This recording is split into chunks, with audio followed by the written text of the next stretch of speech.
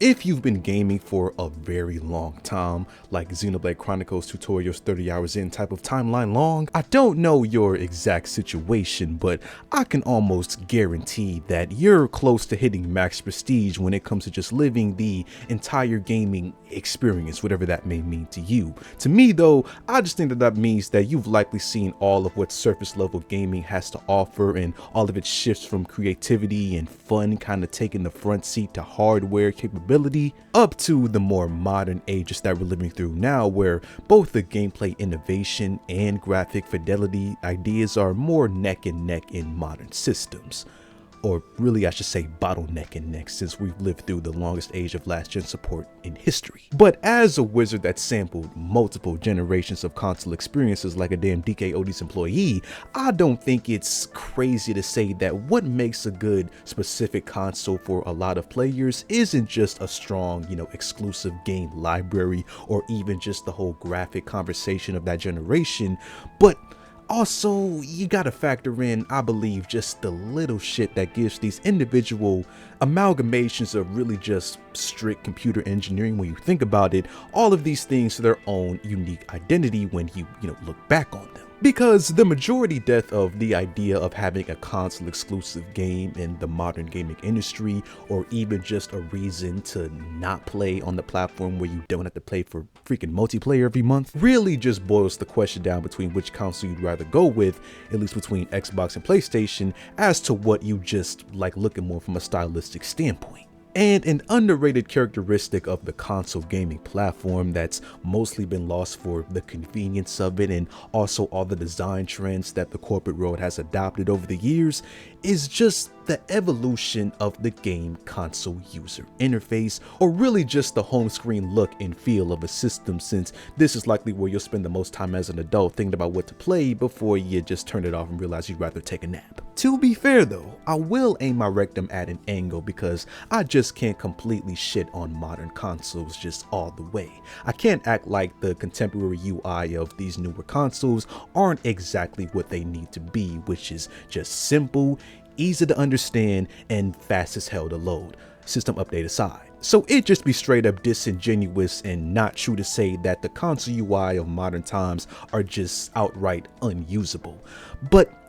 when you compare the customization and, like I said, the just feel of older systems to what we have now, I mean, having console generations going forward with a likely benchmark of a $500 plus entry fee, not even including the games, I think that at least warrants the access to having option and more customization if you wanted for, your console UI. Of course, outside of those who just install custom firmware and crack the system like Oblivion lockpicking. You see, the start screen user interface just felt so much more inspired and carried a fun feeling that for some carried into whatever game that they were playing after navigating that initial home screen. Home screens that usually boasted glossy textures, bright colors, fun animations, and even had the added benefit of some of these consoles having these customizable avatars, which made the experience feel that much more personal, whereas nowadays everything just feels like a bona fide Amazon Fire Stick home screen. And again, it's not terrible, but being limited to these basic designs with little to no customization at all really just makes a lot of gamers feel envious of their younger selves, where they had these consoles that really just shifted the entire way that we thought about console UI in general. And the reason that we look back so fondly on these older system menus is because, well, like every other big brand that you could think of in the world, gaming lived through the age where graphic design in general was just going through this monumental shift of societal changes, and the short but heavily nostalgic era of the 6th generation of consoles through like the early 8th gen, I would say, birthed some of the most fun user interface designs that gamers are just fiending to come back, or at least get designs that draw the same type of feeling that this generation undoubtedly had.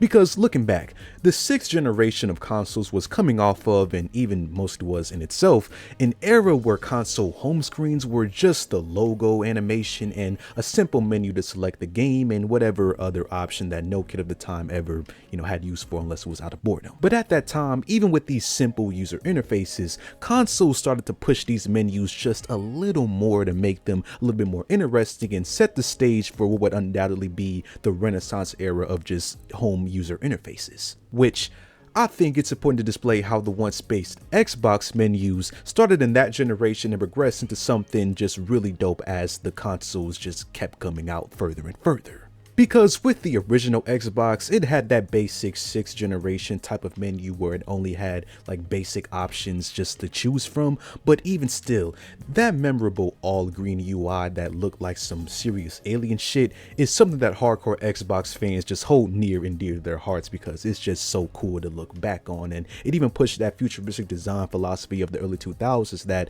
everybody just seemed to go with the flow with at that time. Futuristic design aside though, it also just had that grungy and overall just edgy look that's synonymous with the 2000s as well, feeling much more like a badass console or something that your older brother from the 2000s would just look like it would have in his room. Microsoft was definitely cooking with the original, but they didn't get to make their full recovery Zelda meal until arguably the Xbox 360 that had some of the most memorable UI designs in gaming history, period, like just in general. Now, just so you know my perspective, I've never owned an Xbox console for any particular reason, at first at least, but even during the PlayStation 3 generation, I always admired how superior some of the UI design was and just how fun it looked to go through an Xbox menu during that time period, because the Xbox 360 launched in 2005 with the highly regarded Blades UI that felt like this perfect blend of high-tech feeling game menu but still feel comfortable with. Then there was a 2008 update with the new Xbox experience that isn't as fun to look at compared to Blades, but it's still fun as hell and much more cool compared to contemporary Xbox designs. But then they built upon that with the 2010 Connect update that just added more color to the already new Xbox experience, but still kept the same design philosophy for the most part. Unfortunately though, many would argue that Xbox kind of lost their creative spark with the 2011 Metro update that the mass majority of people associate with the console since it lasted the longest, and even though it's not the worst looking UI design, it's definitely one that just feels like a younger, more innocent version of the modern Xbox dashboard that many people just hate. But that's not to say that the other side of that console race coin, PlayStation, didn't have its equal design creativity to some players looking back on the whole older generations. Now, when it comes to more simple console home screens, obviously the PlayStation 1 and especially the PlayStation 2 have a cult following for its simple and euphoric sounding start screen, a good percentage of which you also felt childhood trauma from the rare red screen that you would get on that thing sometimes. But like Xbox, PlayStation experimented with their second console, and then when the next generation came out, being the 7th, they just went hard in the paint with giving players a lot of fuel for the most intuitive and customizable experiences with the PlayStation Portable and PlayStation 3 XMB interfaces. The XMB screen was basic as hell, but with the addition of the new PlayStation Store of that time, it allowed players to download new themes and backgrounds for you to be able to customize both your PSP and your PlayStation 3, which Sony even, allowed their financial and advertiser partner teams to dive full ahead into this as well, since you would see a lot of the newest games or even movies and whatnot get their own custom PlayStation 3 themes that you could download from the PlayStation Store. Also, because nobody was buying a launch PlayStation 3 at that time for $600, they needed that money. You also have the option of importing your own wallpaper, but what I didn't realize until much later in the PlayStation 3 generation, like when it was over, is that downloading custom themes onto your system is as easy as going into a browser and just typing up what you want and just downloading it from there. So that's probably why I didn't know that, everybody had a tricked out PlayStation 3 back in the day, and I didn't know why because I couldn't find what they had on the PlayStation Store. But even though base XMB was kind of mid in itself, PlayStation still does know how to make some really cool system UI designs, because the 2012 PlayStation Vita is arguably Sony's most fun original design layout, with the instantly recognizable bubble type apps that the Apple Vision bited its entire swag from. And I mean, I guess it's worth mentioning the PlayStation 4, since it did double down on the downloadable themes for likely advertising reasons, but even still letting you have custom backgrounds into this generation. But even though I do personally prefer the PlayStation 4's UI over XMB any day, it still embraced that whole flat design that marked really the beginning of the end, as far as having designs you could look back on PlayStation hardware and just feel just a warm feeling when looking at it. But then again, I think the console platform that got hit just as hard, if not maybe even more to some, is just Nintendo with its fall from grace from older system UI designs, which the grace of its console menus, or really the handheld console menus, started with the Nintendo DS. Now, the only reason that I'm even mentioning the DS is because I think it's necessary, because the DS itself, its system UI, while it is nostalgic for a lot of people, you can't argue that it was just one of the most basic, bland design things, and even pixel graphics that make it feel like a Verizon keyboard flip phone of that time period. But we gotta press F to pay respects, because the Nintendo DS undoubtedly laid the foundation for the later 3DS, which a lot of Nintendo fans just feel is the epitome of Nintendo home screen design. Obviously, in actuality, the Nintendo 3DS is really just a collection of all your apps and games just all in your face, but its bright presentation, simple layout, and even the addition of folders to group your shit how you want them to be, it just breathes that happy-go-lucky Nintendo feeling that people have always associated with the brand. And even though the 3DS came later, I would say that they were able to capture the same feeling on their home console of that time, being the Nintendo Wii from 2006. Now, if you ask this wizard's opinion, I believe that the Nintendo Wii is the greatest base console user interface that ever existed, with its simple but overwhelmingly unique channel style makeup that I believe perfectly blends the wants of the casual gamer understanding and still holding the appreciation of a much more seasoned type of player.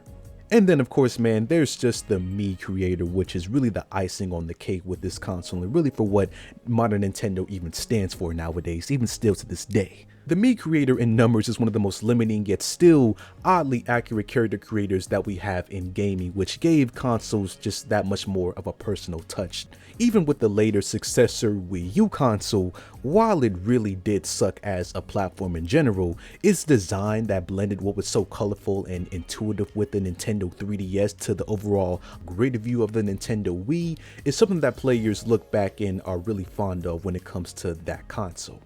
And for some players, it's the only thing that they're fond of. No matter what the console was during these generations, the home screen menu was definitely a highlight for a lot of the experience that you had gaming during this time period, and a lot of people just don't understand what happened to that fun feeling of just turning on the console. But nothing in life stays the same, and console manufacturers, they focus their creative teams to shift more of their attention on making the consoles have like internals to last an entire generation and meet gamer expectations that grow as years go on. So that new era of futuristic gameplay and design trends of modern times has led to companies just feeling the need to give these systems a much more minimalistic feeling. Because man, look at modern Xbox. I mean, what can I even say? I think that not much of it separates it from the average streaming service UI that we're all so accustomed to seeing now. And then what I think makes it feel even less of a classic gamer experience is something that's only going to get worse with time, and that's the inclusion of ads on the front page no matter what you do. Like, you can't toggle them off, you're pretty much forced to see them, and then on top of that, there's no more avatars. Like, I guess I can't twerk anymore. Looking at PlayStation though, at least they tried to keep the innovation of a somewhat unique start screen sound and feel of a new console, because turning on a PlayStation 5 for the first time, it definitely felt like a euphoric thing, but that quickly got old because you really just realize it's the same PlayStation 3, PlayStation 4 scrolling through apps left and right experience. Luckily, there are some themes on the PlayStation 5, but for a lot of players, the shared sentiment is that the most fun they've had as far as customizing their console is the recently released 30th anniversary classic PlayStation startup sounds and haptics that they tried to make limited for some odd reason, but it seems that they've came back in our permanent option, which is a good step in the right direction for Sony, but them trying to make this a limited thing in the first place just showed the misaligned sentiments between Sony and their fans as far as the issue of like console customization. And then you have the Nintendo Switch generation, which I will say, I've grown to really appreciate the simple home button screen as time went on, because even with this bare bones square icon, basic side scroller state of Nintendo design, the little things like, the jingles of going to the settings menu or all the ASMR worthy noises of just scrolling through the front page is just really well done. And as far as the classic Mii's go, luckily Nintendo hasn't completely done away with them, since you can create them and base your entire avatar on the Mii, and even some games in the future that are going to be based around these Mii's. But it's no secret that Nintendo has pretty much shifted the focus less on the Mii, since it was mostly a Wii console thing. So even though I'm least upset with this generation of Nintendo Switch because of just how well made it is, even in its simple state, I don't think that anyone would, not welcome a new dashboard that embraces what the Switch already has, just with much more personality and even customization options with any Nintendo Switch console going forward. Something that may happen generations down the line, since history has a funny way of repeating itself, but I don't think that it's going to happen anytime soon, or at least in the next immediate generations, because gaming has just embraced the overall flat 2D design of having more practical things in these console UIs, which again isn't terrible because most players are only buying into these consoles for the games that they want to play and not much else. I just think that the glossy and above and beyond game menu look from the 2000s has inspired an entire generation of gamers to just look back and feel nostalgia and appreciation for designs that really weren't needed at the time for all the cool games that we had, but still showed a little extra care from the console companies that they wanted our experience to be as best as it possibly could.